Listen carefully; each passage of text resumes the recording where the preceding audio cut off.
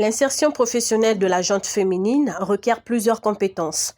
Savoir tenir son entretien d'embauche, se doter des compétences comportementales sont autant de paramètres qui concourent à cette ambition. C'est dans cette logique que l'Agence congolaise pour l'emploi envisage mettre l'accent sur ce genre afin d'augmenter leurs chances d'insertion socio-professionnelle en s'appuyant sur les valeurs d'éthique professionnelle. Cet échange avec les femmes demandeurs d'emploi triées dans la base de données s'inscrit dans les missions de l'Agence congolaise pour l'emploi visant à accompagner les femmes en quête de débouchés. En cette année 2024, décrétée année de la jeunesse, nous allons intensifier la prospection des postes d'emploi. À l'occasion du 8 mars 2024, marquant la journée internationale des droits de la femme, nous avons enregistré de janvier à nos jours 5092 demandeurs d'emploi. À l'issue de cet enregistrement, 110 jeunes filles, soit un pourcentage de 9,54%, ont été sélectionnées afin d'être placées dans les 266 entreprises prospectées au niveau de Brazzaville. Pour cette journée spéciale, nous allons sensibiliser nos jeunes filles aux valeurs d'éthique professionnelle afin d'augmenter les chances d'insertion socio-professionnelle, car le but de la CPE est avant tout d'inonder le marché du travail des demandeurs qualifiés. Le curseur a été également mis sur l'accompagnement des demandeurs d'emploi avec pour sous-thème la préparation à l'entretien d'embauche et les compétences requises en entreprise. Deux thématiques complémentaires qui ont permis aux participantes de cerner les mécanismes susceptibles de faciliter leur intégration professionnelle. Il faut connaître son CV par cœur. Deuxièmement, la lettre de motivation. Troisièmement, connaître son entreprise.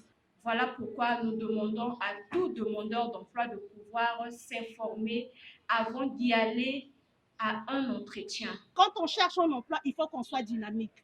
Donc, ce n'est pas parce qu'on a un bon CV qu'on vient, on dépose, qu'on attend qu'on nous appelle. Non, il faut que nous soyons actifs dans notre démarche de recherche d'emploi. Malgré les compétences que nous avons, les compétences techniques que nous avons acquises à l'école, il faudrait aussi que nous ayons des compétences comportementales qui peuvent nous permettre de mieux nous exprimer au sein de l'entreprise. À l'image d'une formation, cet échange a permis à cette entité publique en charge de l'emploi, en présence de son directeur général, de recueillir les doléances de ces femmes relatives à l'employabilité.